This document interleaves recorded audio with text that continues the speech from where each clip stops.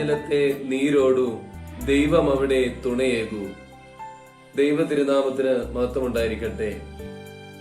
ഇന്നത്തെ വിശുദ്ധ വേദഭാഗത്ത് കഫർന്നഹോമിൽ ഒരു ഭവനത്തിലേക്ക് യേശുതമ്പുരാൻ കടന്നു വരുമ്പോൾ ശിഷ്യന്മാർ പരസ്പരം തർക്കിക്കുകയാണ്, തങ്ങളിൽ വലിയവനാരാണ് എന്നുള്ള ഒരു ചോദ്യം ഉന്നയിച്ചുകൊണ്ട്. യേശുതമ്പുരാൻ മോശയോടും ഏലിയാവിനോടൊപ്പം തേജസ്കരിച്ച് ആ പ്രകാശമൊക്കെ കണ്ട് മടങ്ങി വന്ന ശിഷ്യന്മാര് പരസ്പരം വലിയവനാര് എന്നുള്ള ആ ഒരു ചെറിയ ഗോസിപ്പുകൾക്ക് മുമ്പിൽ പരാജയപ്പെട്ടു പോകുന്നതാണ് ഇവിടെ നമുക്ക് കാണുവാൻ സാധിക്കുന്നത്.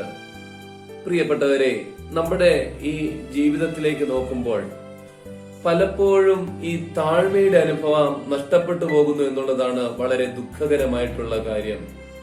പത്രോസിന്റെ ഭവനമായിരിക്കണമെന്നാണ് പിതാക്കന്മാർ ഈ ഭവനത്തെ പറ്റി പറയുന്നത്. ഏതുമായിക്കൊള്ളട്ടെ, അവിടെ വലിയ തർക്കം നടക്കുകയാണ്. ഈ കഴിഞ്ഞ ആഴ്ചയിൽ പത്രമാധ്യമങ്ങളിലൊക്കെ നിറഞ്ഞു നിന്ന വാർത്തകൾ, സ്ത്രീധനത്തിന്റെ പേരിൽ എത്രയോ കുഞ്ഞുങ്ങളാണ് മരിച്ചത്. ഈ ഒറ്റയാഴ്ചത്തെ കാര്യമാണ് പറയുന്നത്. വിസ്മയ എന്ന് പറയുന്ന പെൺകുഞ്ഞ്, ആലപ്പുഴയുള്ള വേറൊരു പെൺകുഞ്ഞ്, അങ്ങനെ എത്ര ആൾക്കാരാണ്. ഈ സ്ത്രീധനം എന്ന് പറയുന്ന മഹാമാരിയുടെ മുമ്പിൽ പലപ്പോഴും നമ്മൾ ലജ്ജിച്ചു പോകേണ്ടി വരികയാണ്.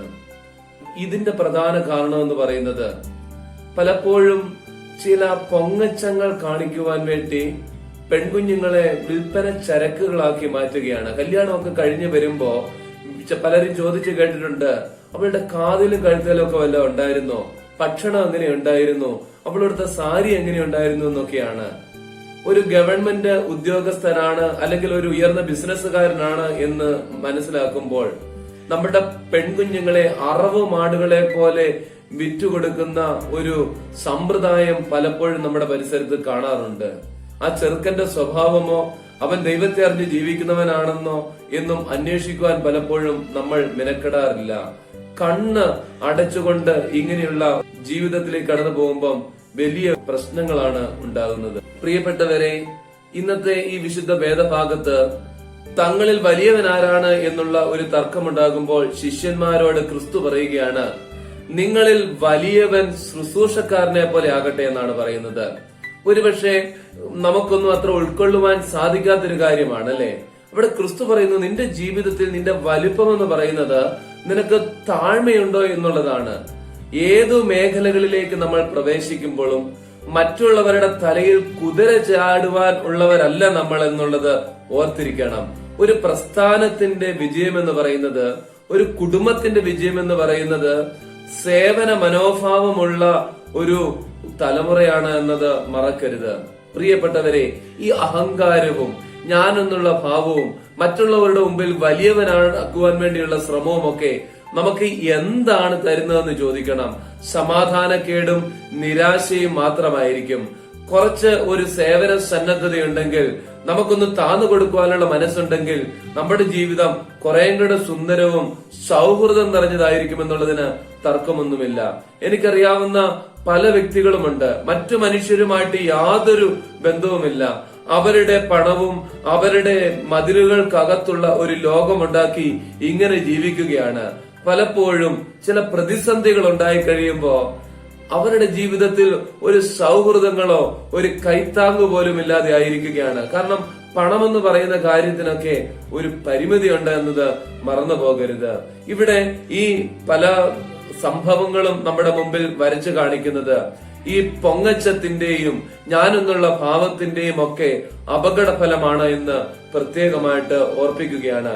അതുകൊണ്ട് ക്രിസ്തു നമ്മളോട് പറയുന്നത് താഴ്മയുടെ പ്രാധാന്യത്തെ പറ്റിയാണ്. വീണ്ടും ക്രിസ്തു പറയുന്നുണ്ട്, ഒരു ശിശുവിനെ മുമ്പിലേക്ക് എടുത്തു വെച്ചിട്ട് പറയുന്നു, ഇങ്ങനെയുള്ള ഒരുവനെ സ്വീകരിക്കുന്നവൻ എന്നെയാകുന്നു സ്വീകരിക്കുന്നത്, എന്നെ സ്വീകരിക്കുന്നവൻ എന്നെ അയച്ചവനെയാണ് സ്വീകരിക്കുന്നതെന്നാണ് പറയുന്നത്. എത്രയോ മനോഹരമായ വാക്കാണ് അല്ലെ. ദാസൻ, ശിശു രണ്ടുപേരും ചില പരിമിതികളുള്ളവരാണ്. അവരെ നിയന്ത്രിക്കുന്നത് പലപ്പോഴും അവരായിരിക്കത്തില്ല അല്ലെ. എത്രയോ നിഷ്കളങ്കതയോടുകൂടിയാണ് കുഞ്ഞുങ്ങളൊക്കെ പെരുമാറുന്നത്. ആ കുഞ്ഞുങ്ങളെ കാണിച്ചിട്ട് പറയുകയാണ്, ഇങ്ങനെയുള്ളവരുടെ ആ ഒരു മനസ്ഥിതി നമ്മുടെ ജീവിതത്തിൽ ഉണ്ടാകണമെന്ന്. അവര് പലപ്പോഴും ചില പിണക്കങ്ങളൊക്കെ ഉണ്ടായാലും പെട്ടെന്ന് തന്നെ അത് മാറുന്ന നമുക്ക് കാണുവാൻ സാധിക്കും. അവര് ചെയ്യുന്നതെല്ലാം ആശ്രയത്തോടു കൂടിയാണ് ചെയ്യുന്നത്. പ്രിയപ്പെട്ടവരെ, ദൈവത്തിൽ ആശ്രയിച്ച് സത്യസന്ധതയും നീതിയുമുള്ള ഒരു ജീവിതം നയിക്കണമെന്നാണ് ഈ വേദഭാഗം നമ്മളെ പ്രത്യേകമായിട്ട് പഠിപ്പിക്കുന്നത്. അതുകൊണ്ട് ഒന്നാമതായിട്ട് നമ്മുടെ ജീവിതത്തിൽ താഴ്മയുടെ ഒരു അനുഭവം ഉണ്ടാകണം. പൊങ്ങച്ചിന്തിന്റെയും ആർഭാടത്തിന്റെയും അഹങ്കാരത്തിന്റേതുമായ ഭാവമല്ല, മറിച്ച് താഴ്മയുടെയും വിനയത്തിന്റെയും സ്നേഹത്തിന്റെയുമായ ഒരു ഭാവമാണ് നമ്മുടെ ജീവിതത്തിൽ ഉണ്ടാകേണ്ടുന്നത്. രണ്ടാമതായിട്ട് ക്രിസ്തു ഈ ഭാഗത്ത് പറയുന്ന ഒരു കാര്യം, നമുക്ക് പ്രതികൂലമല്ലാത്തവൻ നമുക്ക് അനുകൂലമാണല്ലോ എന്നാണ്. നമുക്ക് പ്രതികൂലമല്ലാത്തവൻ നമുക്ക് അനുകൂലമാണല്ലോ. ക്രിസ്തുവിന്റെ നാമത്തിൽ വേറൊരുവൻ, ഈ ശിഷ്യന്മാരിൽ പെടാത്ത ഒരുവൻ ക്രിസ്തുവിന്റെ നാമത്തിൽ സൗഖ്യമാക്കുന്നത് കാണുമ്പോൾ ശിഷ്യന്മാർക്ക് അങ്ങോട്ട് ഇഷ്ടപ്പെടുന്നില്ല. ഒന്ന് ചിന്തിച്ചു നോക്കിക്കേ, നമ്മുടെ ജീവിതത്തിലും ഇതുപോലുള്ള കാര്യങ്ങൾ നമ്മൾ കാണാറില്ലേ? എല്ലാം എന്റെ തലയിൽ കൂടി പോകണമെന്നുള്ള ചിന്തയാണ്. ഒരു മേഖലയിലേക്ക് ചെല്ലുമ്പോൾ അതിന്റെ എല്ലാ കാര്യത്തിലും ഞാൻ തന്നെ മുതിർന്നു നിൽക്കണം, എന്റെ കൈകളിൽ കൂടി ഓടണം എന്നുള്ള ഒരു ചിന്തയാണ്. പലപ്പോഴും ഭാരതത്തിലെ വലിയ ചില രാഷ്ട്രീയ പാർട്ടികൾക്കൊക്കെ പറ്റിയ അപജയം എന്ന് പറയുന്നത് ഇത് തന്നെയാണ്. അവരുടെ ജീവിതത്തിൽ തനിക്ക് ശേഷം മറ്റാർക്കും ഒരു അവസരം കൊടുക്കാത്തതിന്റെ ഫലമായിട്ട് ആ പ്രസ്ഥാനം തന്നെ അങ്ങ് നശിച്ചു പോവുകയാണ്. പ്രിയപ്പെട്ടവരെ, ഇത് ഒരു അപകടം നിറഞ്ഞ അവസ്ഥയാണ്. മറ്റുള്ളവരെ വളർത്തിക്കൊണ്ടുവരുവാനും അവർക്ക് അവസരം കൊടുക്കുവാനും സാധിക്കുമ്പോഴേ നമ്മുടെ ജീവിതം അനുഗ്രഹമാകത്തുള്ളൂ. അവിടെ ഒന്ന് ചിന്തിച്ചു നോക്കിക്കേ, ക്രിസ്തു എത്രയോ വിശാലമായിട്ടാണ് ചിന്തിക്കുന്നത്. ക്രിസ്തു പറയുന്നു, എന്റെ നാമത്തിൽ ഒരുവൻ അത്ഭുതം പ്രവർത്തിച്ചാൽ അവന് പെട്ടെന്നൊന്നും അങ്ങ് വിട്ടുമാറിപ്പോവാൻ സാധിക്കത്തില്ല, അവനെയും കൂടെ ചേർത്ത് നിർത്തണമെന്നാണ് പറയുന്നത്. ക്രൈസ്തവ സാക്ഷ്യം വളരെ പ്രതിസന്ധി നേരിടുന്ന ഈ കാലഘട്ടത്തിൽ ഒത്തിരി പീഡനങ്ങളും പ്രയാസങ്ങളും ഒക്കെ സഹിക്കേണ്ടി വരുന്നുണ്ട്. സഭയുടെ വിശ്വാസം തന്നെ പലപ്പോഴും നഷ്ടപ്പെട്ടു പോകുന്ന ഈ കാലഘട്ടത്തിൽ പ്രിയപ്പെട്ടവരെ, സ്നേഹത്തോടുകൂടി ചേർത്ത് നിർത്തുവാനും സഹോദര സ്നേഹം പുലർത്തുവാനുമുള്ള ഒരു മനസ്സ് നമുക്കുണ്ടാകണം. പലപ്പോഴും നമ്മളുടെ ജീവിതത്തിൽ നമ്മുടെ സഹോദരന്മാര് തന്നെ നമ്മളെ ശത്രുക്കളായിട്ട് കാണുകയാണ്. അതൊരു അപകടമാണ്. ഏത് പ്രതിസന്ധി ഉണ്ടാകുമ്പോഴും അവനായിരിക്കും നമ്മുടെ കൂടെ നിൽക്കേണ്ടുന്നത്. അതുകൊണ്ട് കുറവുകളൊക്കെ എല്ലാ മനുഷ്യർക്കും കാണും. പക്ഷെ ആ കുറവുകൾ ഉൾക്കൊണ്ടുകൊണ്ട് പരസ്പരം സ്നേഹിക്കുവാൻ നമുക്ക് സാധിക്കുമ്പോൾ നമ്മുടെ ജീവിതം അനുഗ്രഹമായി തീരും. രണ്ട് കാര്യങ്ങളാണ് ഇന്ന് നമ്മൾ ചിന്തിച്ചത്. ഒന്ന്, താഴ്മയുടെ പ്രാധാന്യത്തെ പറ്റിയാണ്. ഈ അഹങ്കാരവും ഈ ആർഭാടവും ഒക്കെ ഉപേക്ഷിച്ച് സ്നേഹിക്കുവാനുള്ള ഒരു മനസ്സ് നമുക്കുണ്ടാകണം. വീട്ടിലേക്ക് കടന്നു വരുന്ന പെൺകുഞ്ഞാണ് ധനമെന്നുള്ള തിരിച്ചറിവുണ്ടാകുമ്പോഴേ നമ്മുടെ ജീവിതം അനുഗ്രഹമാകത്തുള്ളൂ. കാരണം ദൈവം തരുന്നത് മാത്രമേ നിലനിൽക്കൂ എന്നുള്ള ഒരു തിരിച്ചറിവ് നമുക്കുണ്ടാകണം. അല്ലാതെ നേടുന്നതൊന്നും ജീവിതത്തിൽ നിലനിൽക്കുന്നതല്ല.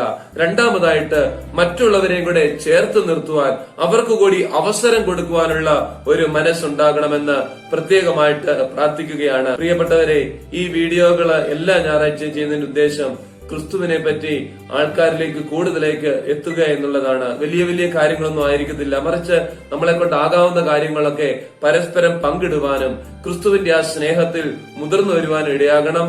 നിങ്ങൾക്ക് ഇഷ്ടമായെങ്കിൽ തീർച്ചയായിട്ടും ഈ ചാനൽ സബ്സ്ക്രൈബ് ചെയ്യണം. മറ്റുള്ളവർക്ക് ഇത് ഷെയർ ചെയ്തു കൊടുക്കണമെന്ന് പ്രത്യേകമായിട്ട് ഓർപ്പിക്കുന്നു. ദൈവം തമ്പുരാൻ അനുഗ്രഹിക്കട്ടെ.